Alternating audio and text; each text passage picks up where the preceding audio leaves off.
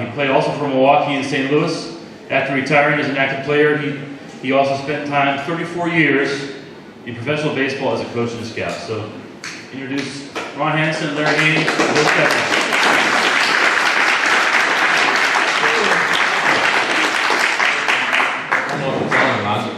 Yes, I think it's working. You can sit down too if you want. Okay. Well, I'm going to stand for Okay. If you guys sit down if you like. For a minute or so, that's good set. I've got a few questions to ask both Ron and Larry, and then I'll open it up. I'm sure you guys have many more questions that you'd like to ask, so I'm not going to hog the microphone here. Larry signed with the Orioles in 1961. 5 years later, you were up with the big league club in '66. Played for 12 seasons, as you said. Tell us a little bit about your career. Well, actually, I came up. There was a rule. Is this on? Yeah. There was a rule in Major League Baseball in the early '60s, and I was going into the Army. I was one of those guys that protected our country. Nothing happened while I was in the reserves. Baltimore, they could have 28 guys on the roster for the first 30 days. So instead of sending me out to the minor leagues to play, I was sitting on the bench. Wally Bunker and I'm sure most of you remember Wally Bunker, were just having fun because he was in the same type of situation that I was in. And all of a sudden, the guys in Baltimore, Steve Barber broke down, I think Estrada, I can't remember all the pitchers, and they had to pitch Bunker. They were short of pitchers. So Bunker told me that he was pitching the next. He said, I'll show those SOBs. I'll go out and pitch a no-hitter, and they'll have to put me in the rotation. I think Wally won 19 games that year and missed a few starts early in the season. But, and there was a bar. I'm sure many of you were there. Down here on Greenmount somewhere where the ball players, what was it? Stadium Lounge. Stadium Lounge. That's where a lot of the players would hang out, and Wally and I would go there. Wally was only like 19 years old at the time. But before he started playing ball games, no one knew. They all thought he was old enough to drink. And so then, of course, he had to come up with a different ID. It was great for me to be able to be a part of this. And before I get into this too much, who spent more money here tonight? Was it the group next door and the music? Or was it the heat in this room? $3,000 for nothing.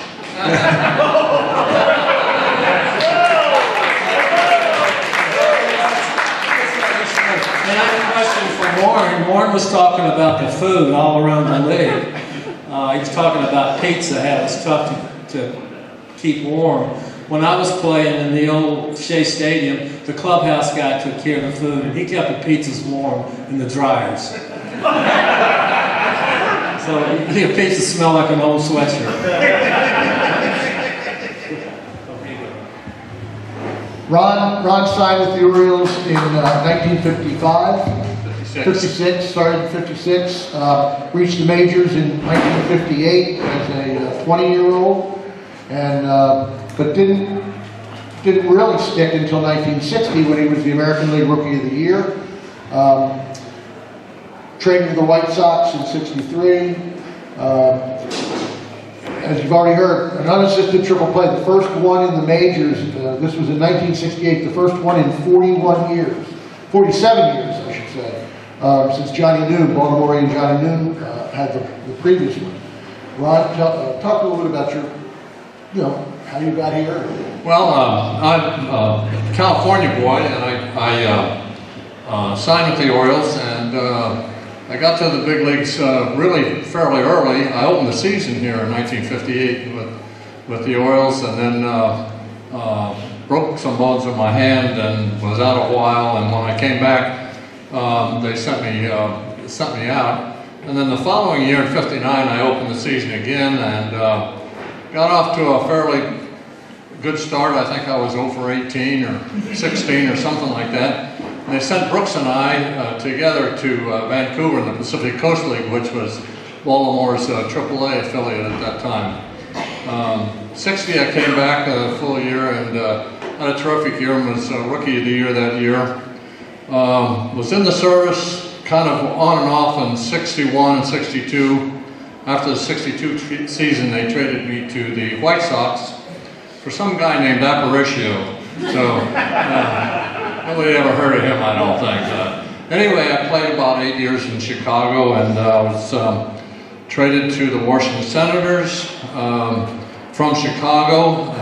Played in Washington about, I guess, about 5 months, at which time I made the unassisted triple play. The following day, we went to Detroit, hit a grand slam off Pat Dobson.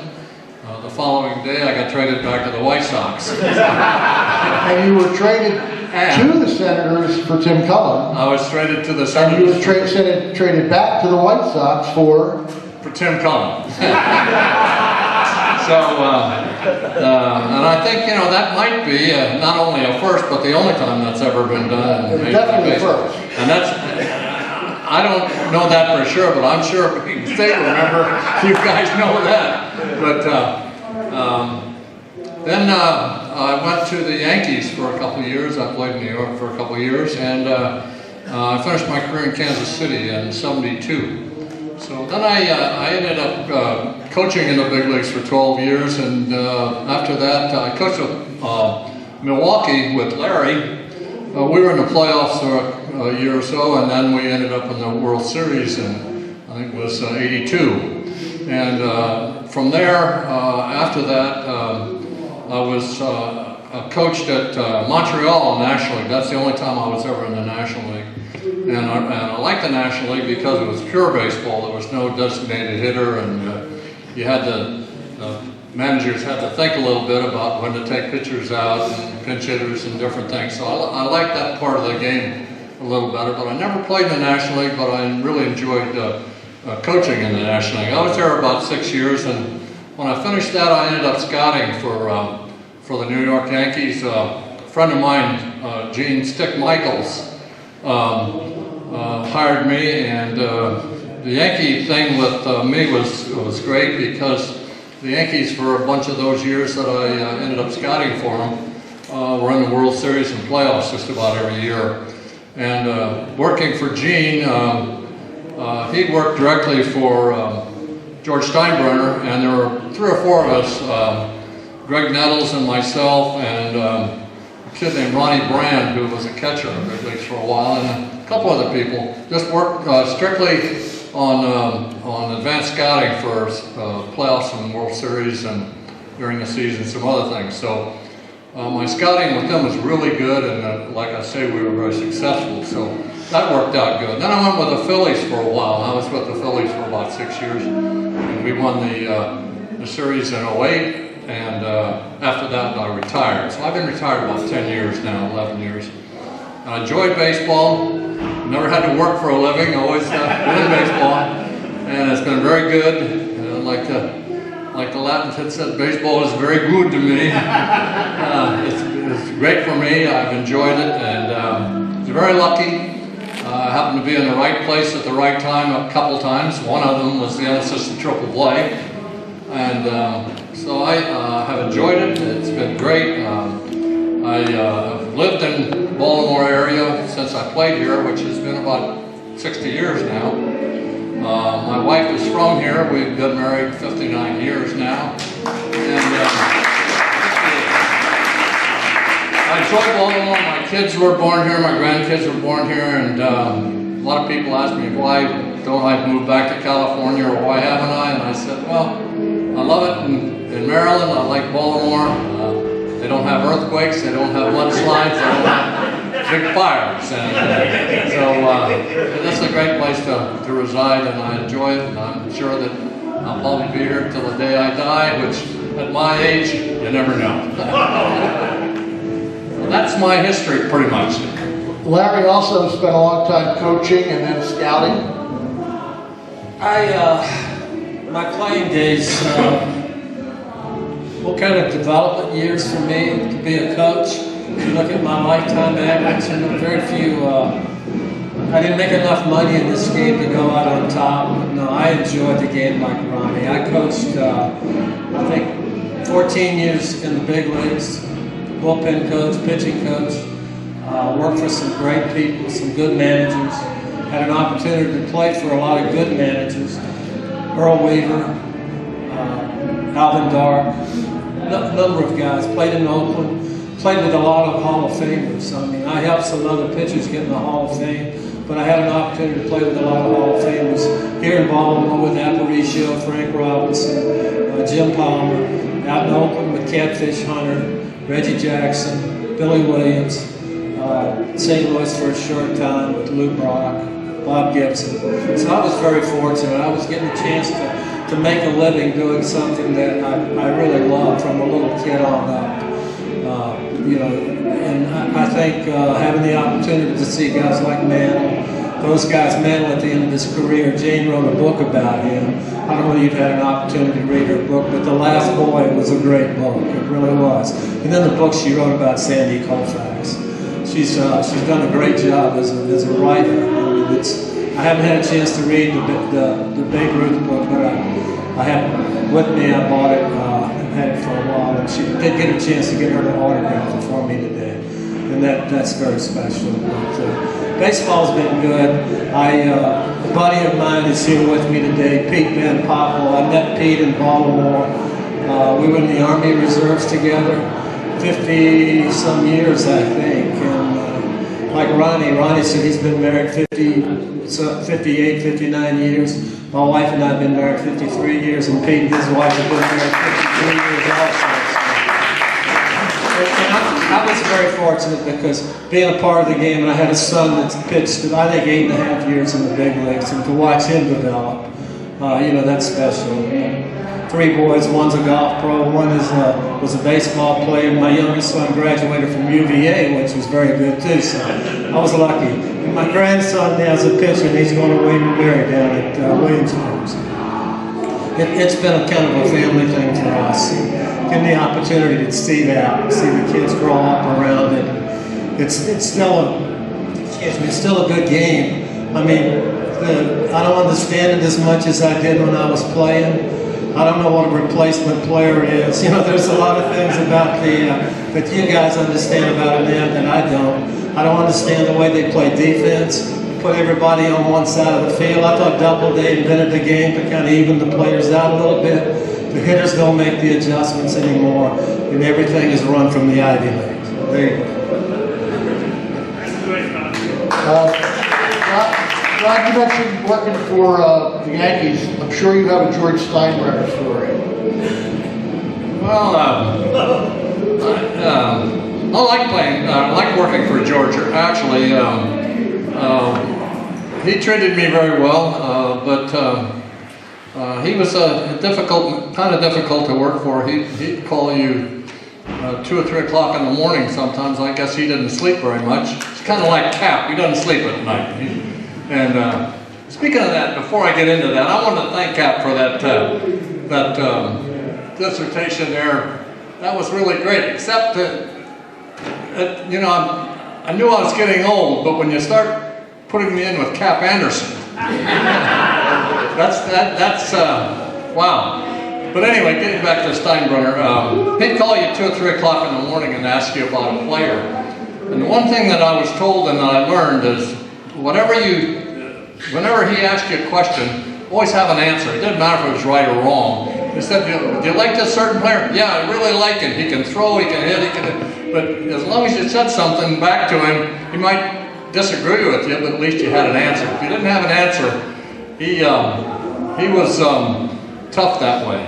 And we'd sit in a meeting sometimes and he'd say, we need a second baseman. Does anybody have any ideas? And we'd throw out a name or 2 names or 3 names, and he'd say, well, I don't think that he can play that well. I don't know if he can play in New York. Yeah, George, he can play in New York. Yeah, George, he can do this. Yeah, George, he can do that. Finally, he'd say, okay, but if he doesn't do well, it's your ass. You won't be here next year. So he'd always try to put the pressure on you, but he was good to work for. He's good to me, and I enjoyed working for him, but I guess there was a lot of people that he was kind of mean to. But there are a lot of George Steinbrenner stories that I don't guess I could really tell them here. But I enjoyed my time in New York, and I never thought I would. It was a good place to work, and I spent a couple years playing there, and I never thought I'd like playing there, and I enjoyed playing there. It's different. It's a different atmosphere there. So. Larry worked for another famous owner. Absolutely. Sure, you guys sit down. Larry was kind of like the Oakland A's version of L. Ron Hendricks. He kept trading him and bringing him back, and trading him and bringing him back. 3 times they traded you away and brought you back. I wasn't making any money, so he got me cheap. Well, the guy that controlled the purse strings there, kind of like George Steinbrenner, fairly famous owner, Charlie Finley. Charlie Finley, if you went into our ball club or into our front office, we had 3 people working in the office. You could have thrown a hand grenade and it wouldn't hit anybody. And Charlie made all the decisions. He was his own scout. I mean, if you look at the players that was signed when Charlie owned the ball club, Catfish Hunter, White Blue, all those guys, he got his information from other scouts. He would take them out to dinner and feed them a few drinks, and pretty soon they were telling him about all these good players. And his one scout would come in, and during the draft, they would have it all laid out on the floor. They'd have all the names like they have, the draft names. If a big wind came through, it would screw up the whole draft. He really did do well. I think he had all those years that I was parts of some of those clubs. And in '74, we won the World Series, played the Dodgers, and '75, I think Boston beat us in the playoffs. But in '74, we beat Baltimore here to go to the World Series. But Catfish, if I had to win one ball game, as much as I love Jimmy Palmer, I think I would take Catfish to win that one game. And his stuff was not nearly as good as Jim Palmer, but he could dot an I anywhere in the strike zone, and he had. As they said in baseball, he had big cojones. I mean, he was really tough on the mound. He never gave in. But Raleigh Fingers, Raleigh had ice water in his veins. It didn't matter. You could put 6 guys on base. It didn't bother him. Those are the old-time relievers, Raleigh Fingers, Goose Gossage. They didn't go out and get 1 out and get a save. These guys would pitch 2 and 3 innings and get a save. It was a different game back then. And, your starting pitchers would throw, Catfish would throw 275 innings. No big deal. That's what he said, that's why I'm here. They give me the ball, they want me to pitch 9 innings. I don't come out after 3, 4, 5 innings. And we don't set up our bullpen with a 6th inning guy, 7th inning guy, 8th inning guy, 9th inning guy. You didn't have it then. In fact, when I broke in with Baltimore, I changed the subject a little bit. We'd come north with 8 pitchers then. Now they got 12, 13. Really limits what a manager can do with his bench. The game has changed quite a bit. It's still a great game, but Charlie Finley he was amazing. He would call during the ball game and tell the manager, I think it's time to bunt, or I think you should hit and run. And there was a guy, probably the Hammer, the singer, the rap guy. MC Hammer. MC Hammer worked in our clubhouse. And he would have a telephone with like a direct line to Charlie.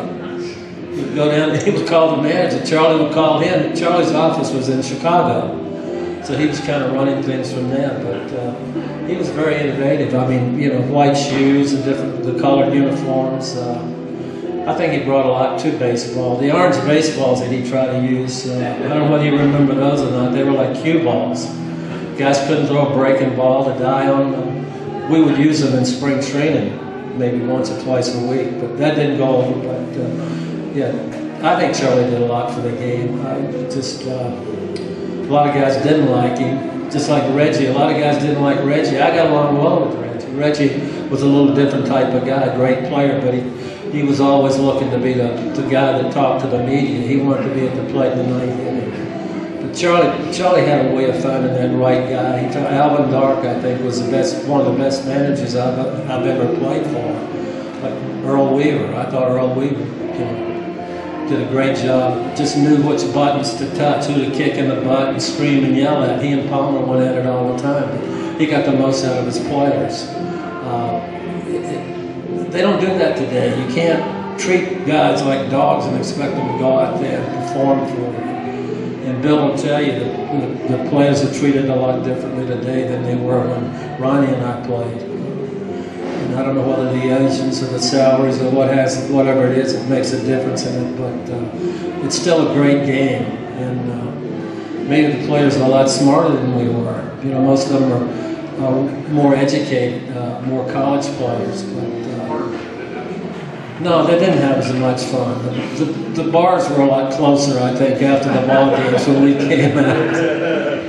Speaking of fun, you were part of the first, part of the Seattle Pilots, which was well written about by Jim Bouton.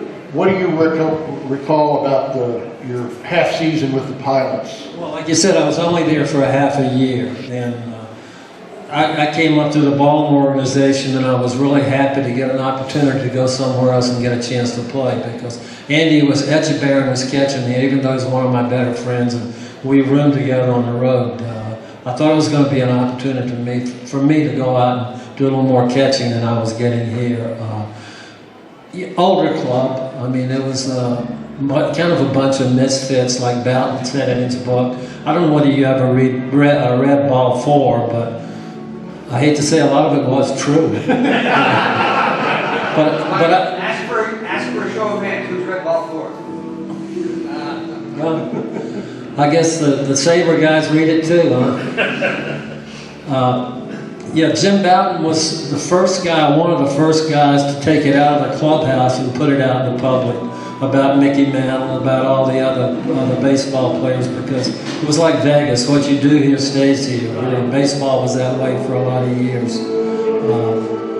But thankfully, I wasn't a part of a lot of those partying, the things that were going on that Bouton had in his book. But I'm sure there's a few attorneys that made out well, you know, with the divorce settlements. Bouton was a pretty good player. People don't realize that. If you look at when he came up to the Yankees in the World Series, he was a guy who threw a lot of innings and hurt his arm early in his career, but was smart enough to figure out another way to make a living other than doing it on the field, because I think he had something to do with that bubble gum, didn't he? Yeah, Big League Chew. Big League Chew. He and another guy came up with that. But in fact, Jim Bouton has been having some dementia problems, and I'm not sure how he's doing now. But you have to pray for guys like that. For him and Bill Freehan also.